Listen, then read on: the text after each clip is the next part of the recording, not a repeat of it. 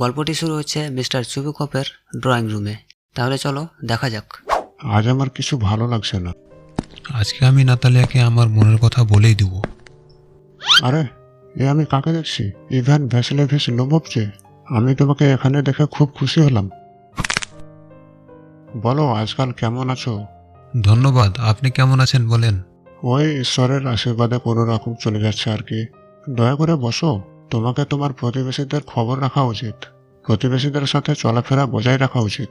কি ব্যাপার, সন্ধেবেলার পোশাক পরে এত পরিষ্কার পরিচ্ছন্নভাবে এখানে এসেছো?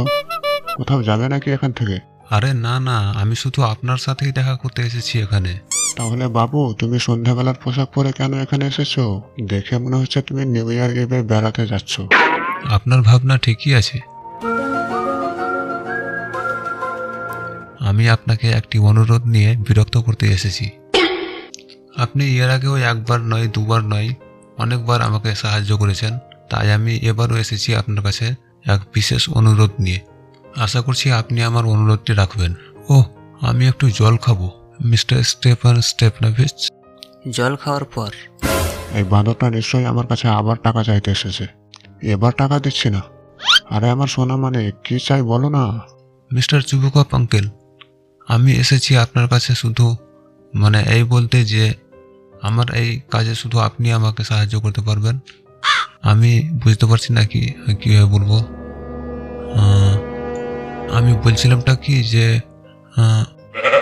আরে মানিক আমার, কি বলবে সরাসরি ভালোভাবে বলো না। তুমি কি বলছো আমি তো কিছুই বুঝতে পারছি না। আঙ্কেল, আমাকে কিছুটা সময় দেন। আমি খুব নার্ভাস ফিল করছি। সত্যি বলতে আমি এখানে আমার আর আপনার মেয়ে নাতালিয়ার বিয়ের কথা বলতে এসেছি। কি সত্যি বলছো? আমি শুনতে পেলাম না, আর একবার বলো। আপনি ঠিকই শুনেছেন, আমি নাতালিয়াকে বিয়ে করতে চাই। ওহ আমার হীরা মানিক, আমি অনেকদিন থেকে এটাই শোনার অপেক্ষা করছিলাম। আমি তোমাকে আমার ছেলের মতোই ভালোবাসি। ঈশ্বর তোমাদের দুজনের মঙ্গল করুক। আমি নাতালিয়াকে ডেকে নিয়ে আসছি। আপনার কি মনে হয় যে নাতালিয়া আমাকে বিয়ে করতে রাজি হবে? হ্যাঁ অবশ্যই আমার হীরা মানিক। হতে পারে এখন তোমার সামনে স্বীকার নাও করতে পারে। আমি ভিতরে গিয়ে নাতালিয়াকে এখানে পাঠাচ্ছি। মিস্টার চুবুকপ সেখান থেকে চলে যায়। ও, আমাকে এত ঠান্ডা কেন লাগছে? আমার তো পুরো শরীর কাঁপছে। মনে হচ্ছে আমি কোনো পরীক্ষা দিতে যাচ্ছি। আমি যদি এখনো সংকোচ করি এবং উপযুক্ত মেয়ের অপেক্ষায় বসে থাকি আর এইভাবে সময় নষ্ট করি, তাহলে হয়তো আমার কোনোদিনও বিয়ে হবে না। ও, কত ঠান্ডা লাগছে আজকে। নাতালিয়া খুব ভালো গৃহকর্মী, তাছাড়া দেখতেও খারাপ নয় আর উচ্চশিক্ষিতও বটে। আমার আর কি চাই? আর আমি এসব কেনই বা ভাবনা চিন্তা করছি? তাছাড়া আমার এমনিতেও বিয়ে হতো না। প্রথমত আমার বয়স 35 বছর অতিক্রম হয়ে পড়েছে। দ্বিতীয়ত এখন আমার শান্তিপূর্ণ জীবনযাপন করা উচিত। তাছাড়া আমি প্রায়ই অসুস্থ হয়ে পড়ি, খুব চঞ্চল হয়ে পড়ি এবং আমার প্রায়ই পালপিটেশন হয়। আর এখন আমার ঠোঁট দুটো কেন কাঁপতে শুরু করলো? আমার শরীরের ডান সাইডটা প্রায়ই টান দেয়। তবে সবচেয়ে খারাপ হচ্ছে আমার ঘুমানোটা। Natalia Stepanovna comes in. ও, আপনি এসেছেন? আর বাবা বললো যে কোন কাবাডিওয়ালা এসেছে বাড়ির জিনিসপত্র নিতে। চলুন বসে গল্প করা যাক।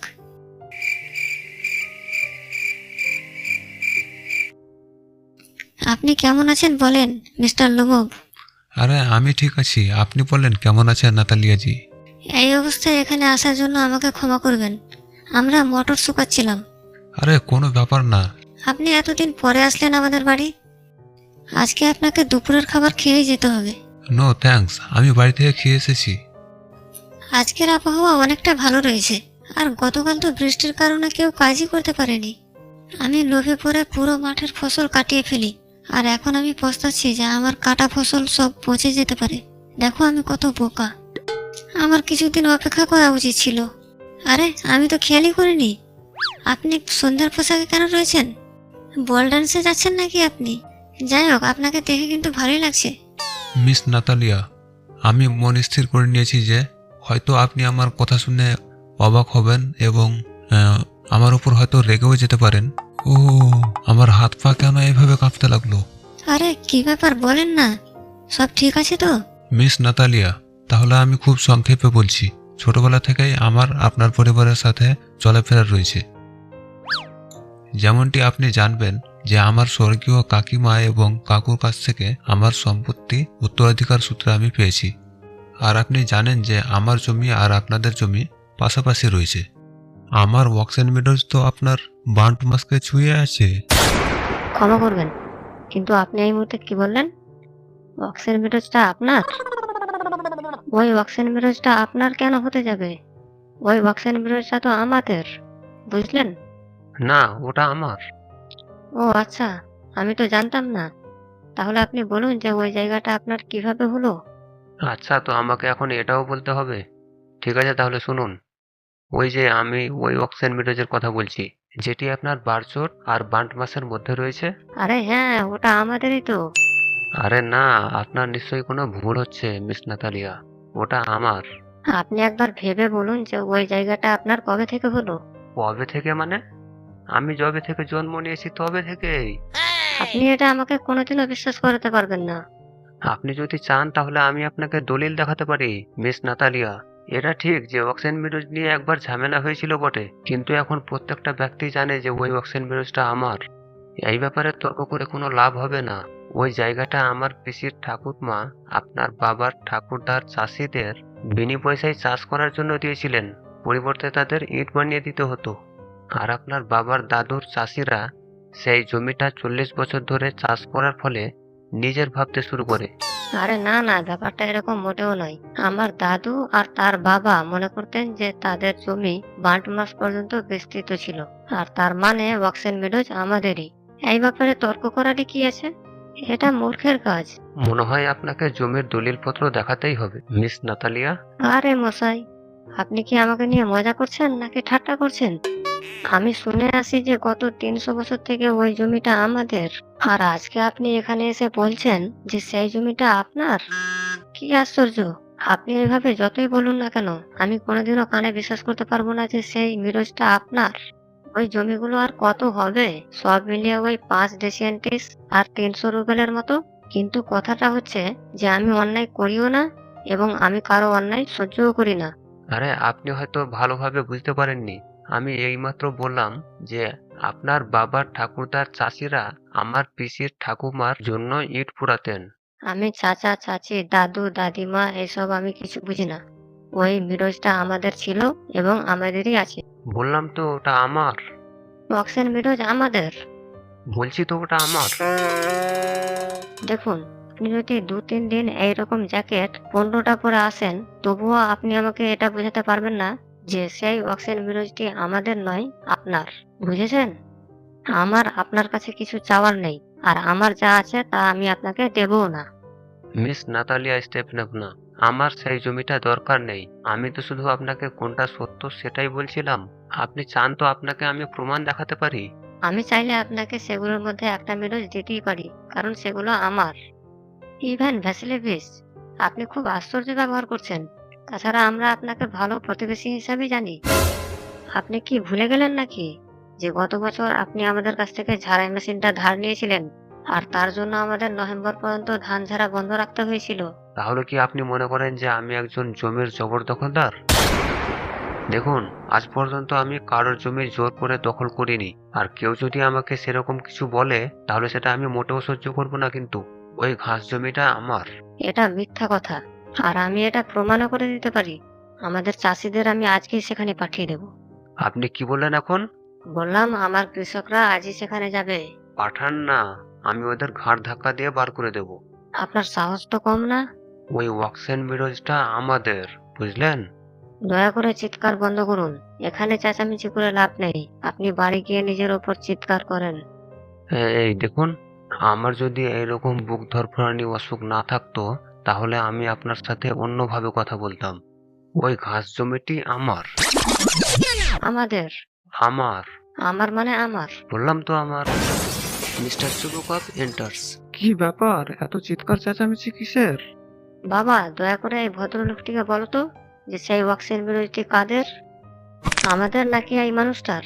আরে বাবু, সেই ওয়াক্সিন মিরজটা তো আমাদের। আঙ্কেল, আপনি আমাকে ক্ষমা করবেন, কিন্তু সেই ওয়াক্সেন মিরজটা আপনার কিভাবে হয়? আরে আপনি সঠিক কথাটা বলেন না। আমার পিসির ঠাকুরমা সেই জায়গাটি আপনার ঠাকুর দাদুর চাষিদের বিনা পয়সায় ব্যবহার করতে দিয়েছিলেন, আর চাষিরা সেই জায়গাটি 40 বছর ব্যবহার করার ফলে নিজের সম্পত্তি মনে করতে শুরু করে। আরে বাবু, তুমি ওইসব ভুলে যাও। ওই চাষিরা কিন্তু তোমার ঠাকুমাকে কোনো টাকা পয়সা দিত না, কারণ সেই জায়গাটি বিবাদের মধ্যে ছিল। আর এখন সবাই জানে যে সেই জায়গাটি আমাদের। আমি এটা প্রমাণ করে দেব যে ওটা আমাদের। দেখো বাবু, এটা তুমি কোনোদিনও প্রমাণ করতে পারবে না। আমি প্রমাণ করেই ছাড়বো। আরে বাবু, তুমি এইভাবে চিৎকার কেন করছো? এইভাবে চিৎকার করে কোনো লাভ নেই। দেখো, আমি তোমার কাছ থেকে কিছু চাই না, আর আমার যা রয়েছে আমি সেগুলো কোনোদিন ছাড়বও না। দেখো, তুমি যদি এই ব্যাপারটা নিয়ে এতই তর্ক বিতর্ক করো, তাহলে কিন্তু আমার চাষিদের খুব তাড়াতাড়ি সেখানে পাঠিয়ে দেবো। আমি এটা বুঝতে পারছি না যে কেউ কিভাবে অন্যজনের জমিতে কাউকে পাঠাতে পারে। আমার জায়গায় আমি কখন কাকে পাঠাবো সেটা আমার ব্যাপার। আর বাবু, তুমি যে স্বরে কথা বলছো সেই স্বরে কথা বলতে আমি অভ্যস্ত নই, কারণ আমার বয়স তোমার চাইতে 5 গুণ বেশি। দয়া করে একটু নিচু স্বরে কথা বলো। আমি বুঝে গেছি আপনি আমাকে বোকা মনে করেন। আপনি আমার জমিটিকে নিজের জমি বলছেন, আর আপনি চাইছেন যে আমি শান্ত মেজাজে কথা বলি। এটা ভালো প্রতিবেশীর লক্ষণ নয় স্টেফেন ভাইট। আপনি প্রতিবেশী নয়, আপনি একজন ধান্দাবাজ। কি বললে তুমি? বাবা, তুমি চাষিদের এক্ষুনি মিডোজে পাঠিয়ে দাও। বাবু, তোমাকে এটা শোভা দেয় না। ওই অক্সিজেন মিডোজটা আমাদের, আর আপনাকে সেটা দেব না, দেব না, দেব না। তাহলে ঠিক আছে, আমি এই ব্যাপারটা আদালত পর্যন্ত নিয়ে যাব, তারপর আপনারা বুঝবেন। কি আদালত? আমি ঠিকই ভেবেছিলাম তুমি আদালত নিয়ে যাওয়ার সুযোগই খুঁজছিলে। তোমার বংশের সবকটাই মামলাবাজ ছিল, ঠিক তোমার মতো। মাফ করবেন মিস্টার চুবুকভ, কিন্তু আমার পরিবারের সবাই সজ্জন ব্যক্তি ছিলেন। এমনকি কাউকে কোনোদিন আদালতে দাঁড়াতে হয়নি, যেমনটি আপনার দাদুকে দাঁড়াতে হয়েছিল আদালতে। তোমার বাড়িতে সব পাগলে ভর্তি, ঠিক তোমারই মতো। হ্যাঁ, সবাই সবাই সবাই। ভুলে গেলে নাকি? তোমার দাদু তো ছিল একজন মাতাল, আর তোমার ছোট পিসি নাস্তাসিয়া মিহাইলোভনা, তিনি একজন মিস্ত্রির সাথে পালিয়ে গেছিলেন। আর আপনার মা ছিলেন একজন কুঁজো। কি জ্বালা, আবার হ্যাঁচকা টান শুরু হলো। ওহ, মাথা ব্যথা করতে শুরু করলো।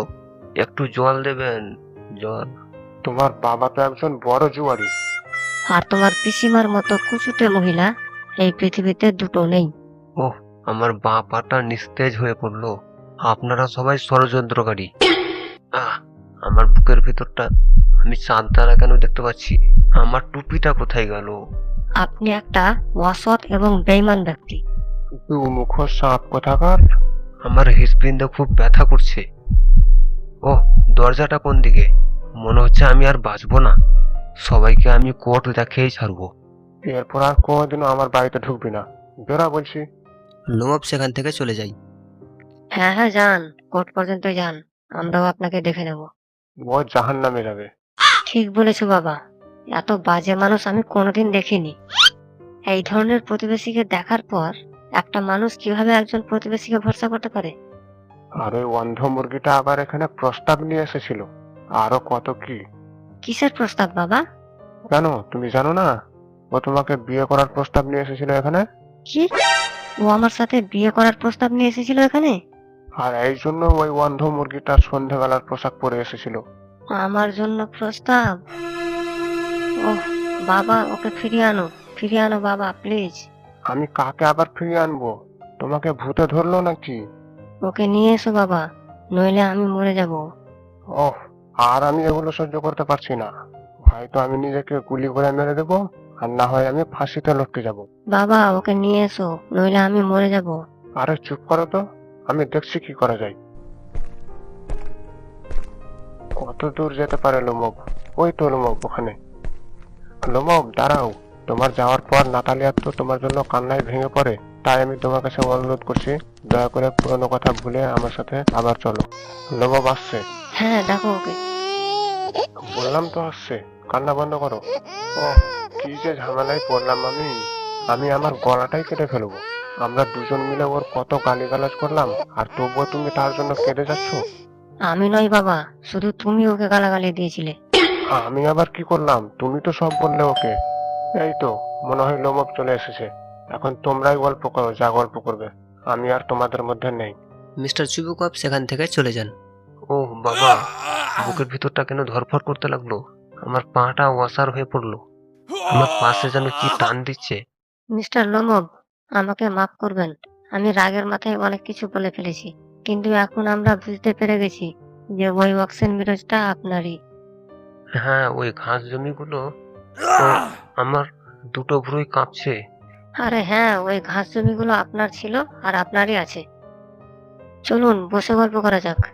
আমরা বৃথাই ঝগড়া করছিলাম। আমি কিন্তু প্রথম থেকে যুক্তিসঙ্গত কথা বলছিলাম। আপনার যদি যুক্তির কথা শেষ হয়ে থাকে তাহলে আমরা অন্য ব্যাপারে কথা বলি। তাছাড়া আমার কাছে অনেক প্রমাণও রয়েছে। মানে ওই জমিটা আমার পিসির ঠাকুরমা আপনার বাবার ঠাকুরদার চাষিদের বিনামূল্যে চাষ করার জন্য দিয়েছিলেন। আরে হ্যাঁ, বুঝলাম, ঠিক আছে। আমি জানি একে অন্য কথা কিভাবে বলাতে হয়। আপনি কি খুব তাড়াতাড়ি পশু শিকার করতে যাবেন? ওই ভাবছি ফসলটা কাটার পরেই সেখান থেকে পশু শিকারে যাব। আচ্ছা ভাবুন তো, আমার কি দুর্ভাগ্য, আমার ওই গ্যাস, ওই কুকুরটা খোঁড়া হয়ে গেছে জানেন তো। ওহ, বেচারা গ্যাস। কিন্তু এগুলো কিভাবে হলো? কি জানি, নিশ্চয়ই পা মচকে গেছে, আর নইলে হয়তো অন্য কুকুরে কামড় দিয়েছে আর কি। জানো, আমার কুকুরটি সবচেয়ে ভালো এবং দামি কুকুর ছিল। আমি ওর জন্য মির্নবকে 125 রুবল দিয়েছিলাম। হ্যাঁ, অনেক বেশি নিয়েছে আপনার কাছে। আরে না, এই মূল্যটা তো অনেক কমই, কারণ গ্যাস হচ্ছে প্রথম শ্রেণীর কুকুর। বাবা 85 রুবেল দিয়ে স্কুইজার কিনেছে, আর স্কুইজার গ্যাস থেকে অনেক ভালো। আপনি তো আমাকে হাসাচ্ছেন, স্কুইজার কেন গ্যাস থেকে ভালো হবে? নিঃসন্দেহে স্কুইজার ভালো। হ্যাঁ, এখন কুকুরটা ছোট আছে, তবে বড় হলে বুঝতে পারবে। তাছাড়া স্কুইজার হচ্ছে কুকুর জাতির মধ্যে একটা উন্নত জাতের কুকুর। মাফ করবেন মিস নাতালিয়া, কিন্তু আপনি হয়তো ভুলে যাচ্ছেন যে আপনার স্কুইজারের ওপরের চোয়ালটা নিচের চোয়াল থেকে একটু সামনে বেরিয়ে থাকে, আর যার মানে সে হচ্ছে একটা বাজে শিকারী। আপনি কি কখনো মেপে দেখেছেন? হ্যাঁ, কোনো সন্দেহ নেই তো। আপনি যদি ওকে কিছু ধরার জন্য চালিয়ে দেন তাহলে আপনিও বুঝতে পারবেন। দেখুন, আমার স্কুইজার একজন বিশুদ্ধ প্রজাতির কুকুর, হার্নেস আর চিসেলসের ছেলে। আর আপনার গ্যাসের কি কোনো বংশের ঠিক আছে? একটা বুড়ো জরাজীর্ণ ঘোড়ার মতো কুৎসিত কুত্তা। ঠিক আছে, মানলাম গ্যাস বুড়ো, কিন্তু আমি ওর বদলে 5টা স্কুইজার দিলেও নিব না। আমার গ্যাসের সাথে স্কুইজারের কোনো তুলনাই হয় না। আপনি যে কেউ এর কাছেই দেখেন একটা করে স্কুইজার পেয়ে যাবেন, এমনকি আপনি ঝোপঝাড়ের নিচেও স্কুইজারের মতো কুকুর পেয়ে যাবেন। 25 রুবল ওর জন্য যথেষ্ট দাম। আরে মিস্টার লোমব, আপনাকে আজকে কি হয়েছে?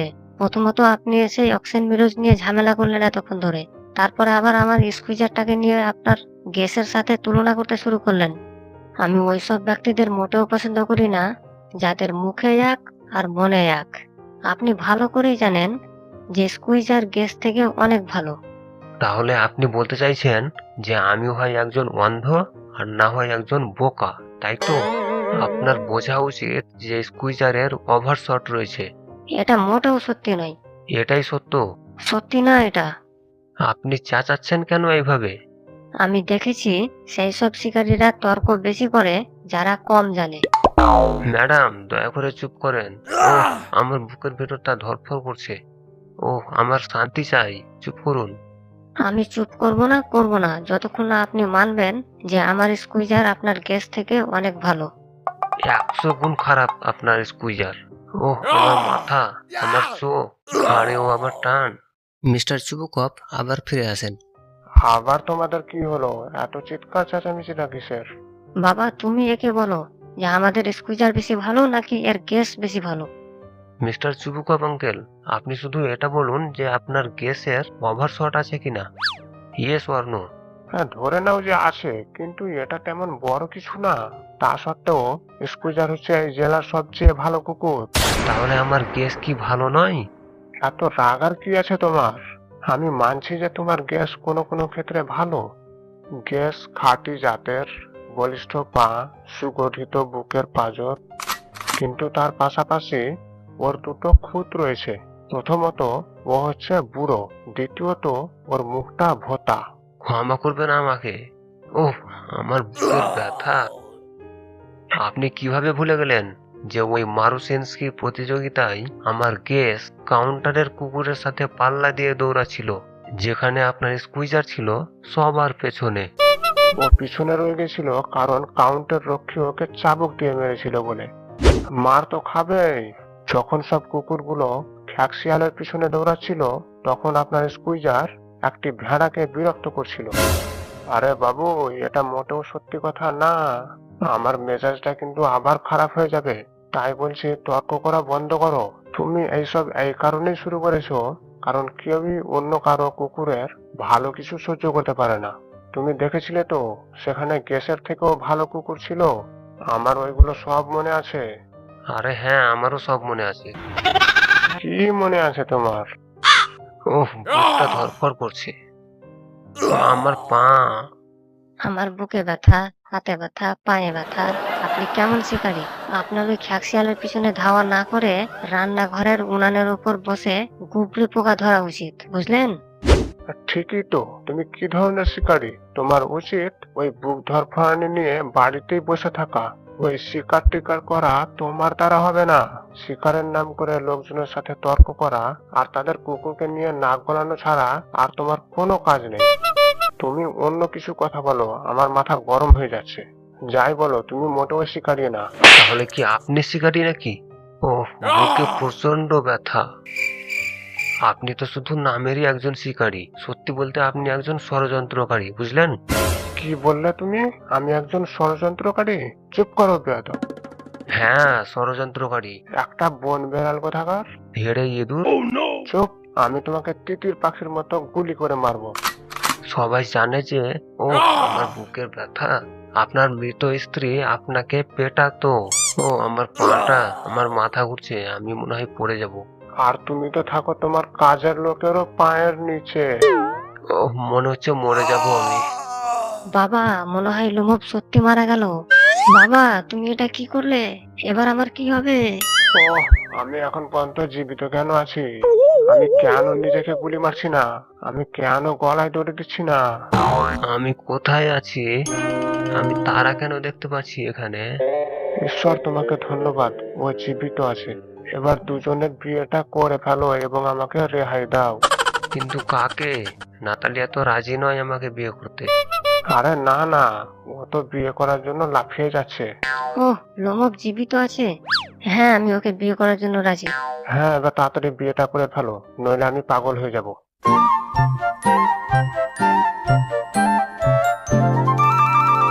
তবু আপনাকে মানতে হবে যে গ্যাস স্কুইজারের থেকে খারাপ। ভালো আছে। খারাপ?